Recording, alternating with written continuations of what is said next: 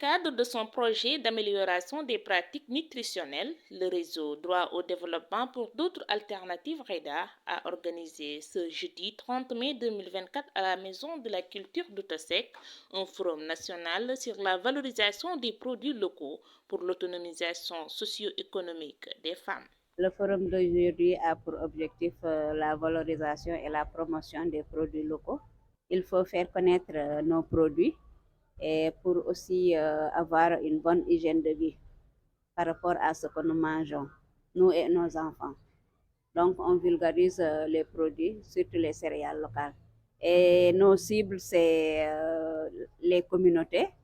REDA est composé de groupements de femmes. Ces groupements de femmes vont servir de relais au niveau de leur quartier. Et aussi, nous travaillons avec les écoles telles que Kermassar, Unité 14 et Unité 10 pour mieux vulgariser les produits, faire connaître les produits, ses enjeux, ses bienfaits et les bienfaits nutritifs. Bien apprécié par les participants, pour la stagiaire de REDA, par ailleurs étudiante en droit des migrants, le forum est venu au moment idéal.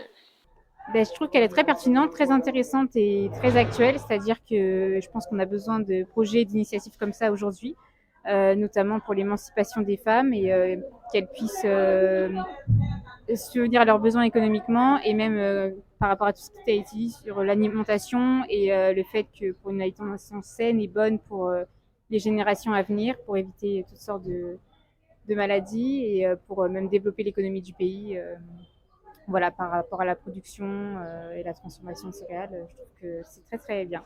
Au-delà de la production d'une alimentation saine, ce projet participe également d'une manière efficace à l'autonomisation socio-économique des femmes.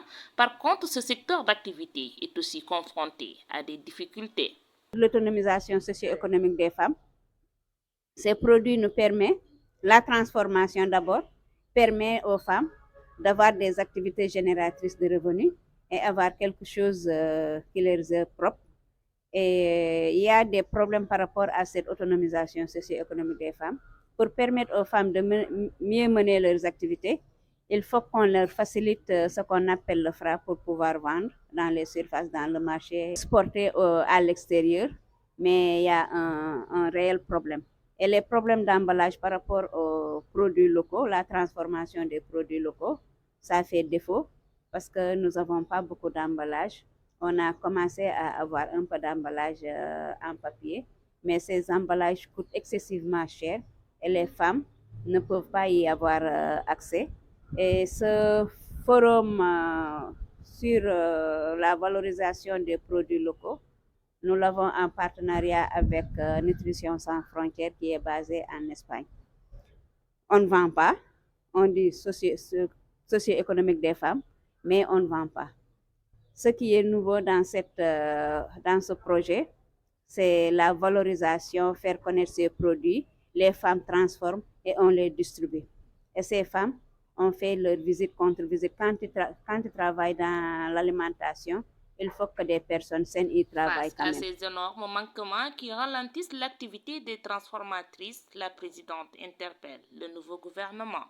Il n'y a pas beaucoup de produits. Je peux dire, si je peux m'exprimer ainsi, il n'y a pas beaucoup de produits parce que les produits se font rares, surtout au niveau de la culture. Quand on ne cultive pas beaucoup et la qualité n'y est pas, on peut dire qu'il y a déficit de produits. Donc je dirais à ce nouveau gouvernement de faciliter l'accès à la terre aux femmes et d'encourager, d'encadrer ces femmes jusqu'aux transformatrices pour qu'on puisse dire qu'on a une très bonne alimentation.